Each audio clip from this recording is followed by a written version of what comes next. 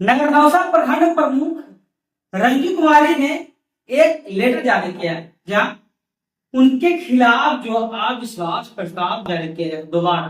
यानी पहला में जजमेंट जो हमारे माननीय उच्च न्यायालय ने जजमेंट कर दिया था, फिर भी उनके आदेश की अवहेलना करके, जहां रंजू कुमारी का साफ कहना कि जो हाई कोर्ट का आदेश है, आदेश का ना मानकर हाई कोर्ट का आदेश का अवहेलना करके मेरे खिलाफ फिर से अविश्वास, इसलिए मैं उसे अस्वीकार कर दिया। तो देखिए रंजू कुमारी जी के खिलाफ काफी दिनों से उन पर अविश्वास प्रस्ताव लाया गया। पहला जब लाया गया तो कोर्ट ने उन्हें जजमेंट दे दिया, कोर्ट ने हाई कोर्ट द्वारा जीत ली, लेकिन दोबारा उन पर भी अविश्वास प्रस्ताव आ गया। देखिए रंजू कुमार जी का कहना है, जो नौसा प्रखंड प्रमुख है, मेरे खिलाफ चल रही साजिश से मेरे कदम रुके नहीं। यानी जिस प्रकार वो अपराधियों के भ्रष्टाचारियों के खिलाफ लगातार जीरो टॉलरेंस चला रहे हैं, अभियान चला रहे हैं जीरो टॉलरेंस भ्रष्टाचार का, उसके तहत कई लोग को उन्होंने गिरफ्तार कर लिया। तो साफ कह रहे हैं कि मेरे खिलाफ चल रही साजिश पर मेरे कदम बिल्कुल नहीं रुके। सत्य परेशान हो जा सकता है लेकिन पराजित नहीं। हमारे प्रमुख साहब का कहना है कि सत्य परेशान होता ही है लेकिन पराजित नहीं हो पाएंगे। थोड़ा समय लगेगा लेकिन जीत तो हमारी ही होगी।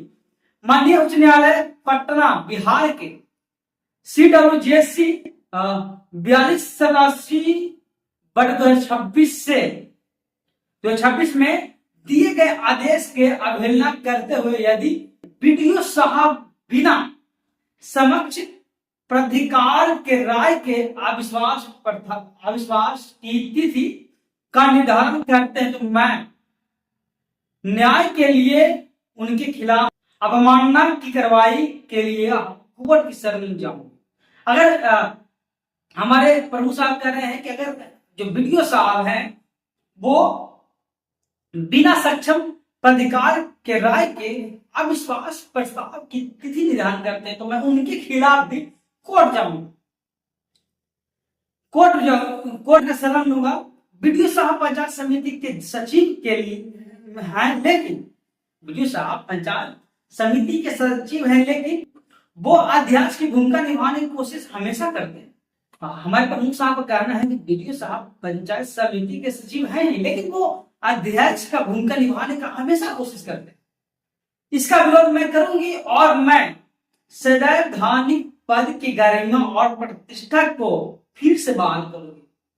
वो कह रहे हैं कि जो हमारे बीडीओ साहब हैं, जो सचिव है पंचायत समिति का, वो अध्यक्ष का भूमिका है हमेशा करते रहते हैं। तो मैं इसका विरोध तो करूंगा और मैं अपने पद का गरिमा बचाऊंगा। मैं अपने पद की गरिमा और प्रतिष्ठा को फिर से बहाल करूंगा। पिछड़ी जाति में मेरा जन्म हुआ, वो कह रहे कि मैं तो पिछले समाज से आता हूँ, मैं पिछड़ी जाति में मेरा जन्म हुआ और मैं नियम कानून से प्रमुख पद पर रहकर आदेश देती हूँ, तो प्रखंड प्रमुख के अधिकारियों और पदाधिकारियों को मेरा आदेश विचलित करता है।